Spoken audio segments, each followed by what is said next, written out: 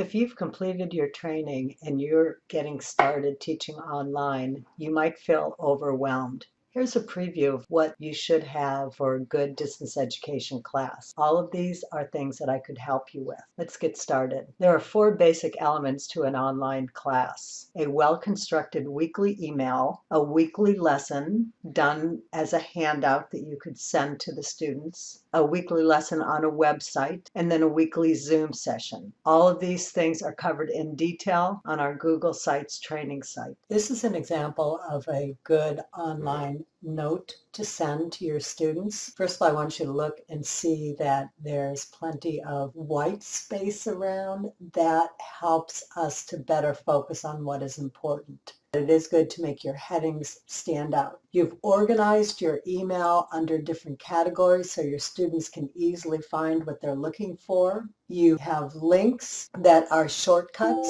and those will take you to the lesson. Make sure that those links are accurate before you send out an email. Any type of announcements or things like that should be included in your email. Make sure that your email directs them back to the website with good links. Always include information on Zoom. Try to make it a little bit more readable than those invitations that are created. And then don't forget to finish with a little bit of humanization. So that's basically the email. The next component to a good online lesson is your handout. It should include bold headings, references, information that is chunked, and finally, the references. Now you might notice that there's not many images on here, there's not many videos or anything. That's going to be on your website. So the handout is just the basic information that's shaping your lesson. The next spot is the fun part.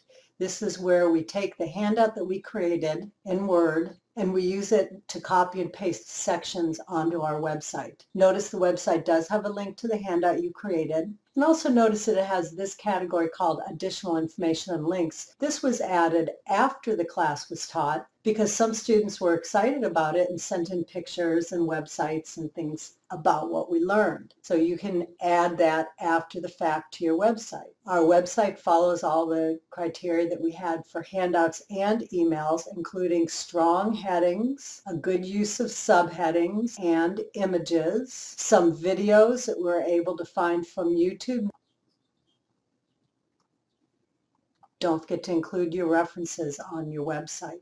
Hold your Zoom session the same day and time each week, and make sure you're signed in with your account. If you have more than one account, make sure you're signed into the SDCCD account so you're using the Confer Zoom site. The Zoom link must be included in a weekly email, either in the email that you send your students or in a separate reminder email. Although it may be tempting, refrain from recording the whole session. Instead, create shorter videos that outline your lesson. Your students will appreciate that more. Include instructions on how to use Zoom. Also, include any videos that you have that might help them to manipulate Zoom on their different devices. Know how to change your settings by signing into Zoom and going to your account and then looking at settings, and to make sure that your settings are set up using good safety protocol. And if you have any questions, you have to ask us about that. Unless you've already created your course website in Canvas, you might find it easier to use another option for your lessons. But you can definitely include a link to your course website on the home page of your Canvas account. Canvas does have some excellent features. The discussion board is very good. It allows you to pin the discussions to the top, and then your students can have discussion questions as well. It has a nice notification feature that you can be notified even on your phone if somebody responds, so you can keep up with them.